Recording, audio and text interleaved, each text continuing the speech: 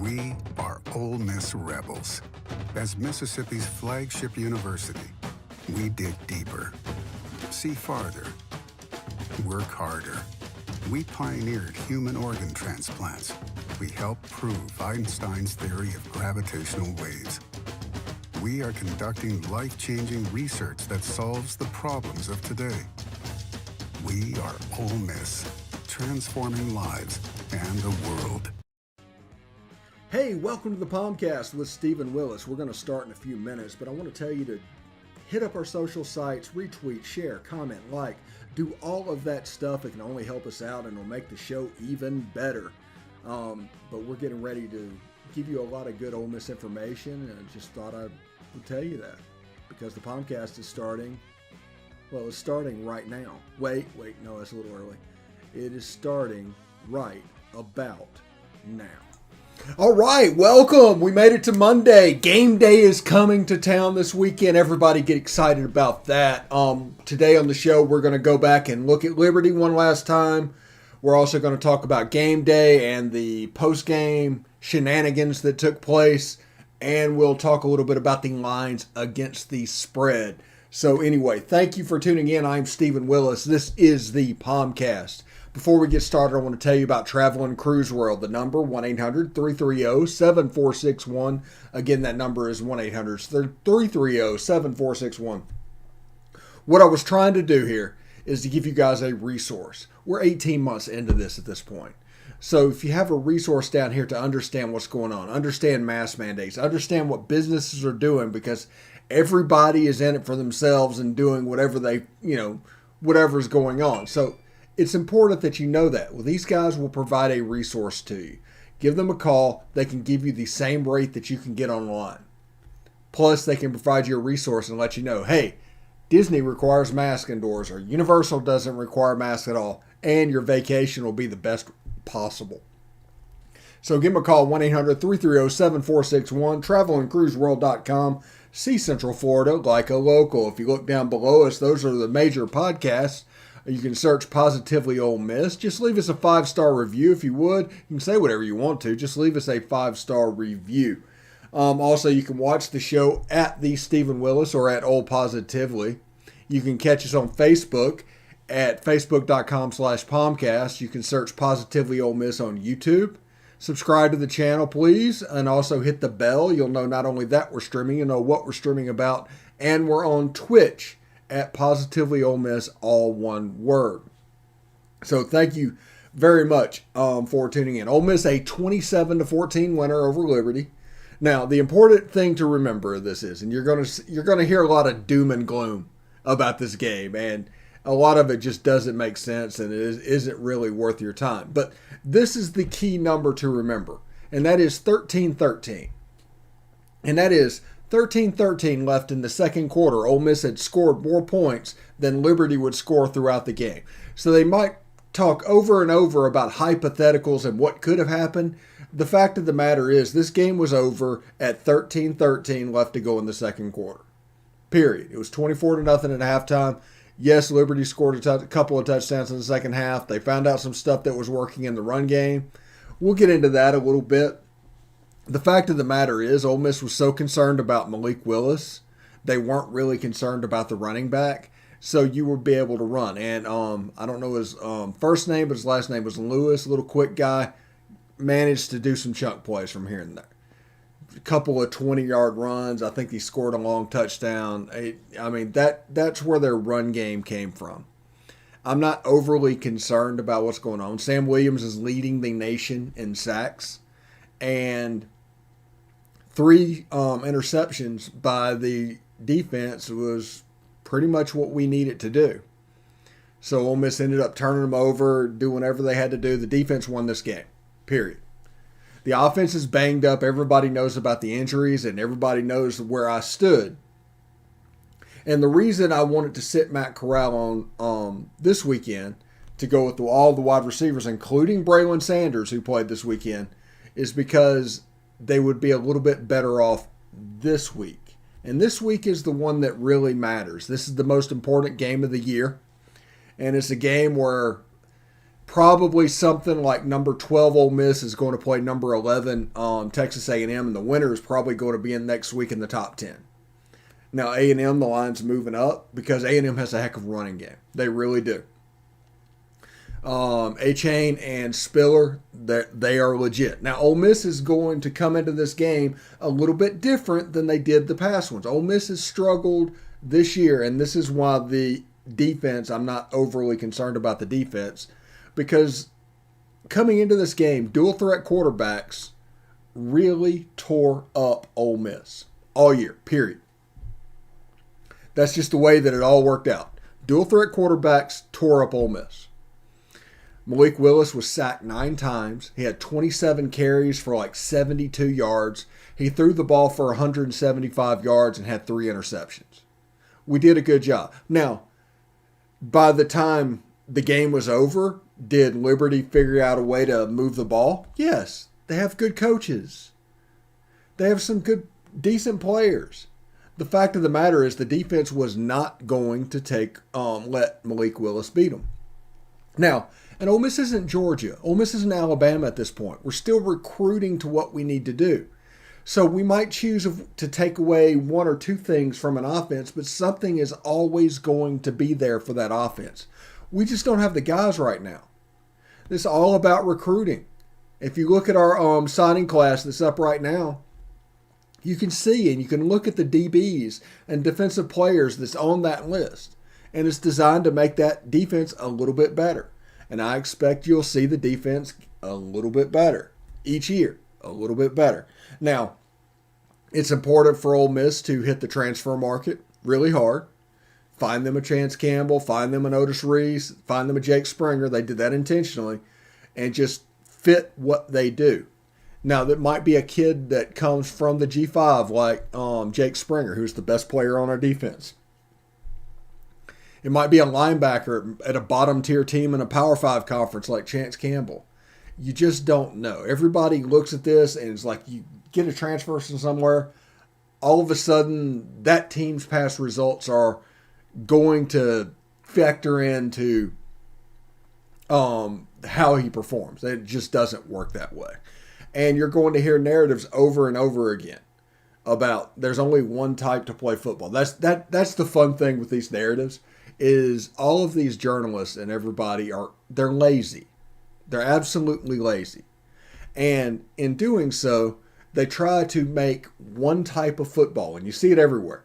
That's the reason they have rankings and everything. They do analytics because they want one type of football. That way you can either be good or you can be bad, but there is no layers of gray in between, which there are absolutely layers of gray. And people don't understand this defense. They don't. And it's not because it's hard to learn. It's not because it's counterintuitive or anything like that. It's because it just actually takes a couple of beats to learn what is happening. That's all. But they don't want to do that. They don't have the time to do that. They have their normal lives. They have their kids. They have soccer practice. You hear them complain all the time about extra stuff that they're busy about of why they can't cover what they're doing over and over. I mean, it is what it is. But if you look at this defense, we found a defense that allows us to grab tweeners to play the positions that like Jake Springer and Tysheem Johnson play. Important positions. It's basically like 2 hybrid players. Everybody talks about the 4-2-5 or the 3-5. With that 5th defensive back, this is just 2 of them. But you have players like Jalen White that from Little Rock that is committed. He's a 3-star. He's a fairly low 3-star. But what he is, I think he's 6'3" tall. He's about 200 pounds. And he runs a 4.5 40. Now, that's an ultimate tweener. It's a guy that 10 years ago would not find a place on a college roster. But in modern football, there's a role for him at a place like Ole Miss that recruits 2 of those type players. So SEC football said A&M fan here scared of Ole Miss. That Ole Miss offense, the weakest position on the A&M defense is the secondary. Still young guys on the A&M secondary and need more game time. Yeah. A&M, one thing A&M has, though, is probably the second best defensive line in the SEC. Ole Miss has its work cut out for it when it comes to blocking those guys, because as we saw, the Ole Miss fans that watched the Liberty game, the defensive line can absolutely take over and just affect everything that's going on. So the first thing they have to do is protect a Matt Corral that can't run around because he's on 2 hobbled ankles. But then hopefully get some guys back so that that young secondary will come into play. But I'm genuinely worried about A&M's defensive line against Ole Miss's offensive line. That's probably the matchup of the game. And this weekend, I think we're going to try and hit the Junction blog up. They haven't said yes yet, but we're going to do our live stream preview on Thursday with the Junction blog guys. A little bit of Hammer and Hank coming in talking about A&M and what's going on. So that's something you can look forward to. A&M fan, Ole Miss fan, they do a good job. They also do the Biscuits and SEC stuff that you'll see on Friday night. So we'll do a preview of that. So it'll be an Ole Miss, Texas A&M Biscuits and SEC preview this week. So you might want to tune into that. So that's really all that has to do with the Liberty. Now, if you're looking for style points and everything that's going on, Ole Miss was up 24-0 at halftime. It doesn't matter that they won 27-14. The game was over. It is what it is. People need things to be critical about because grievance and critical is all they can do, because they need to find a way to criticize what's going on, because whenever they report it, it's going to be fear-based reporting. Okay, you won, but you wouldn't have beat this team. Well, that doesn't matter. You're not going to play those games. There's no games that look identical. It is what it is. But Ole Miss is 7-2. They've won 10 out of the last 13. All of the losses have been on the road. That's some important stats for this weekend. But game day is coming to campus. It's going to be a really big day. Everybody talked about Eli Manning Day with LSU coming to town. Well, this is going to be a big day with game day coming to town. They're going to partition off the Grove and do whatever they need to do. Probably some lessons that they learned in 2014, they're going to be actually used in 2021. So I'm interested about that. And I'm interested in the guest picker of the game, actually. I think Morgan Freeman should be the guest picker. He's obviously a season ticket holder for Ole Miss basketball, and with Ole Miss basketball tipping off this week, they have a game tomorrow night, and then a game on Friday. So, you can actually get to see the Rebs moving forward, and then have Morgan Freeman there. And it'd be great just to have the voice of God, basically, as the guest picker for this weekend. So that's what I'm rooting for, Morgan Freeman to be the guest picker.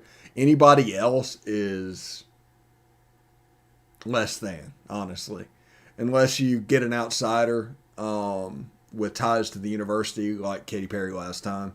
But I would do Morgan Freeman. I think he would do a heck of a job.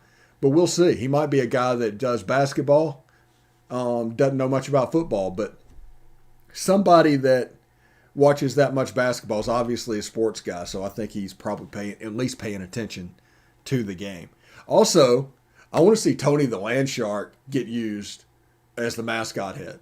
I'm excited about the potential of that, because I don't know if A&M has a mascot, but Tony the Land Shark being used as a mascot head would be pretty funny.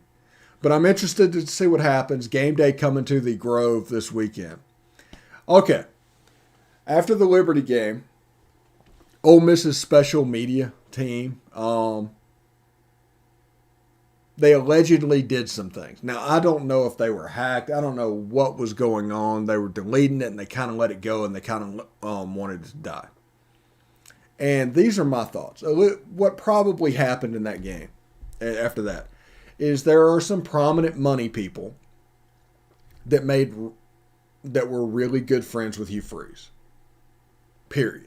It was a way for them to worm in, get some access, have some influence, develop some power. Right? That's the way everything works. Those people have money. They have influence. Now they chose that to use it. Now, if they want to choose that, so be it.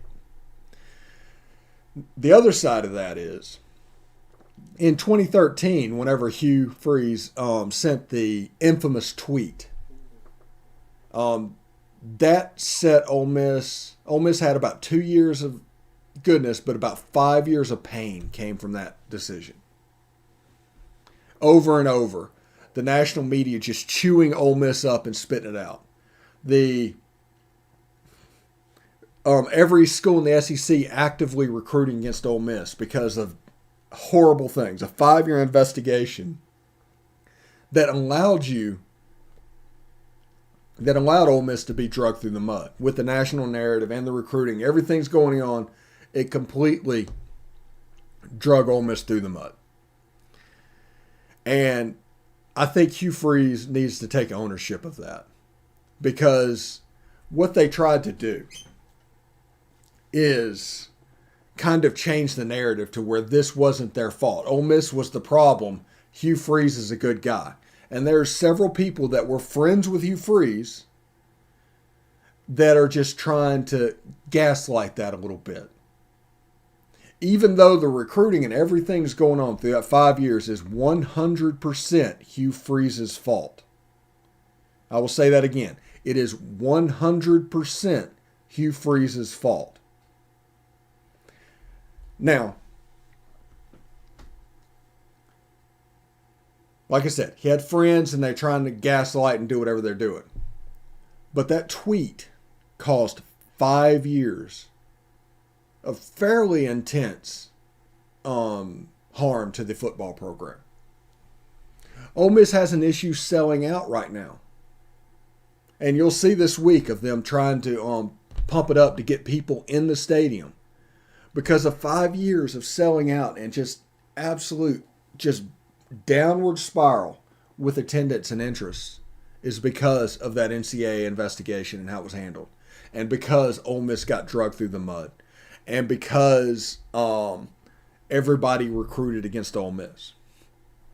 The 2019 Mississippi Made class that Matt Luke was trying to do, and they kind of built a superpower group to try and recruit Mississippi that year, is because of all of this. And it was also to save Matt's job. Same people probably that were good friends with Hugh Freeze that wanted those tweets to be taken down are the same people that got Matt Leak the job whenever he was hired in 2017 or 2018. It is what it is. So,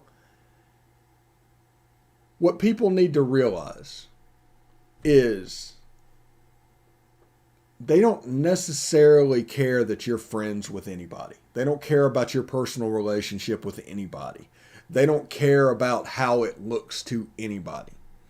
All they care about is the thing they love, in most cases, more than anything, as far as sports relations is concerned, got harmed for 5 years. And they had to go through that for 5 years. And there's going to be a segment of this fan base that is going to put that 5 years on everybody that was in this admin that let it happen. That's Hugh Freeze. That's Ross Bjork. That's Michael Thompson. The whole 9 yards based off of that 5-year period. It honestly didn't change. It didn't even change when Lane Kiffin got hired. It didn't get changed until Ole Miss started winning games last year in football.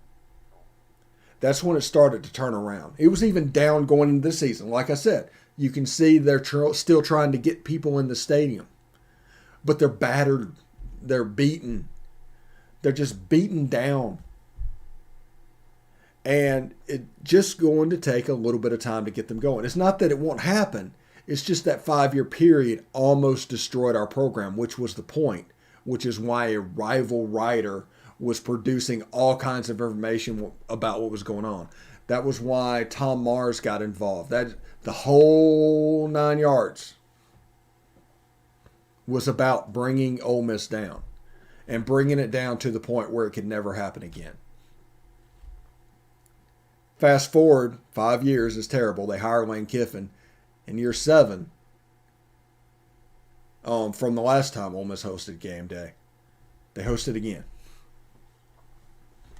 Everything that was done to Ole Miss was for nothing. Completely wasted effort. It was all nothing. It was worthless.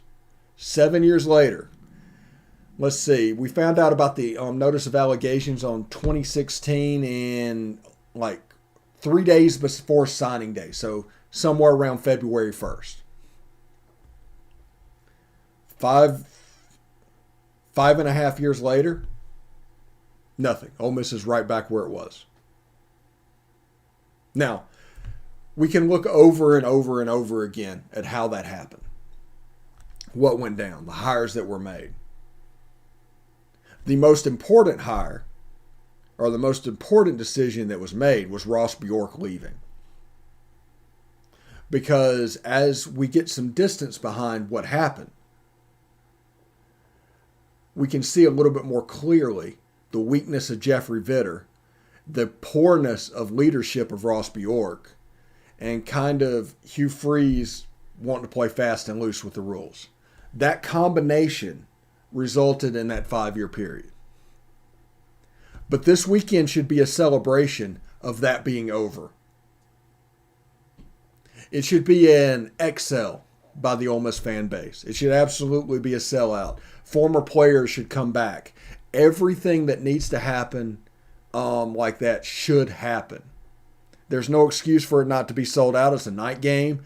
I imagine it's going to be Fowler and Herb Street. And the stage is just set for, fantastic things to happen. If you remember Fowler and Herb Street, they called the 2015 Alabama game with the crazy play. So the stars are aligning for things to really start working out for Ole Miss in regards to this. I'm not saying that Ole Miss has arrived, and I'm not saying Ole Miss wants to take a step back next year, because they probably will. Although I still think Luke Altmaier's a hell of a quarterback, and I'm not sure a transfer is going to be playing quarterback for Ole Miss next year, but we'll see. Stars are aligning for Arch Manning. His other favorites, Texas. They're doing a 4 or 5 game losing streak. They have Kansas this weekend. The potential for disaster is there. The confidence is just dropping, which means Texas rumblings, as quick as they are going to start talking about replacing Sark and how it was a mistake. It is what it is. But that is the competition. By the time he commits, it'll be probably an Ole Miss Georgia competition, because Texas is going to play their way out of it. It just is. They're going to be self-destructive, because they are always self-destructive. Since they won the national championship, they've been self-destructive, unbelievably self-destructive since then, because of a sense of entitlement and a sense of arrival. That's the thing. If you think you're there, you're not. It is what it is.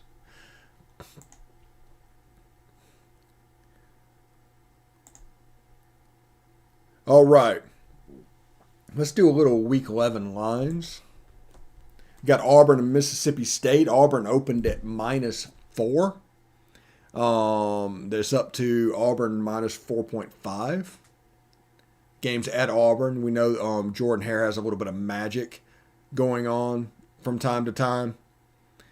And, like I said, it is what it is.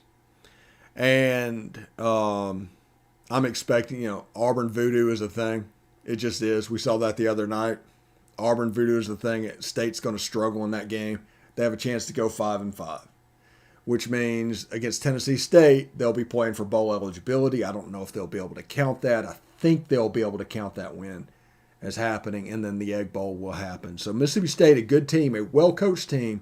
They're probably going to go 6-6, 6-6 as the season closes out.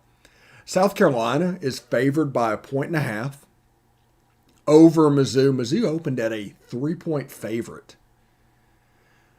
Opened as a 3-point favorite. The game's at Mizzou. South Carolina is getting a lot of credit over their win over Florida over the weekend, which they deserve credit, but that may be more of a Florida issue than a South Carolina issue. But congratulations to the Gamecocks. Kentucky's favored by 21 over Vanderbilt. It opened at 19. The game's at Vandy. A&M's favored by 2.5 over Ole Miss. It opened at 1.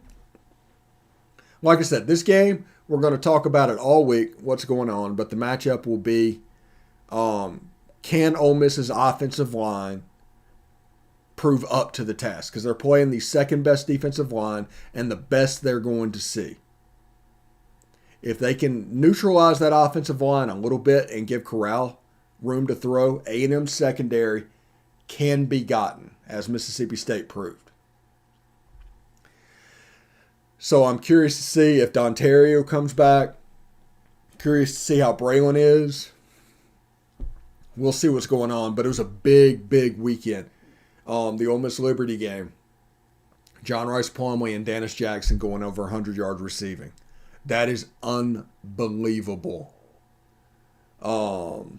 Unbelievably big. Yeah, Guy, as much as I would say it, it makes sense that would happen because Chris Cutcliffe is the coach over at Oxford High School. And, having a Manning sitting in that analyst room would be a big get for that family because we all know how the Manning family feels about David Cutcliffe. And as somebody that worked for David Cutcliffe, yeah, I see it. I would run through a brick wall for David Cutcliffe. But Duke is probably going to move on after this year.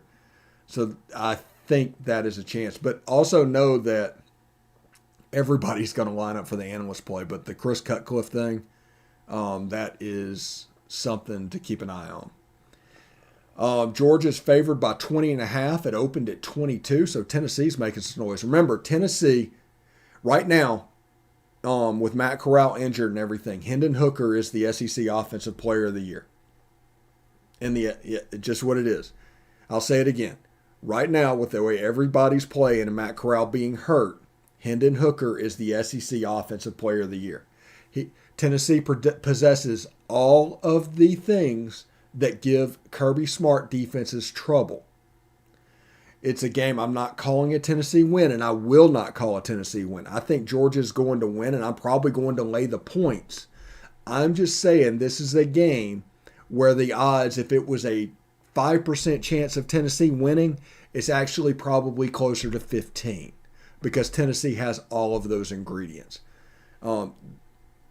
They just won a game in Kentucky to where they had the ball 14 minutes of time and possession. Kentucky had the ball for 46 minutes. Tennessee scored 45 points. They're explosive. They are really explosive. And Tennessee is going to use the jet sweep game to get that defensive line for Georgia running a little bit so they can get gassed. And once they get gassed, explosives are going to open up. Ole Miss is going to try to do the same thing to A&M, by the way. You're going to see the jet game. If anybody wants to see John Rice Plumlee running the jet sweep, here it is. Because this is the game that's going to happen. Because you want those guys running side to side, and you want to get Leal and those guys off the field for whatever it takes. Because they've recruited some great ones on defensive line. Also, Arkansas favored by 2 at LSU. It started Arkansas -3. But it's down to -2. Arkansas had a nice win this weekend against Mississippi State. LSU is going to go through. This is where they're going to go into the tank. They wanted to stand up for Alabama one time. Really get up for Alabama. But this is the type of game that they're going to struggle with. And I kind of see Arkansas win this by 2 or 3 touchdowns, honestly. And Alabama is favored by 52. It opened at 50 over New Mexico State. The game is at Alabama. And honestly, at this point, I would lay the points because after the egg they laid against LSU, I expect them to come out and score and do whatever they need to do to get it done. It is what it is. So, Thank you, everybody, for tuning in today. It's right at 11:30. Thank you very much. I'm going to finish Yellowstone because I did not watch it last night, and I'm in episode 2. It is pretty good. So everybody enjoy this week. Have fun. Game day coming to town. If you can get to Oxford, get to Oxford. I was there in 2014. It was a party. It was one of those days that I was so happy I was there. And there's just a chance to do really cool things. But anyway, until tomorrow, I'm Stephen Willis. This has been the POMcast. Tune in, and we're going to record all kinds of stuff. No Beast of the East tonight. I've got a comedy show to go to. One of my friends is doing a late night comedy thing, so I will not be here. So we'll see what's up. So, guys, thank you for joining the chat today. We'll see you tomorrow. And everybody have a good day. Hotty toddy.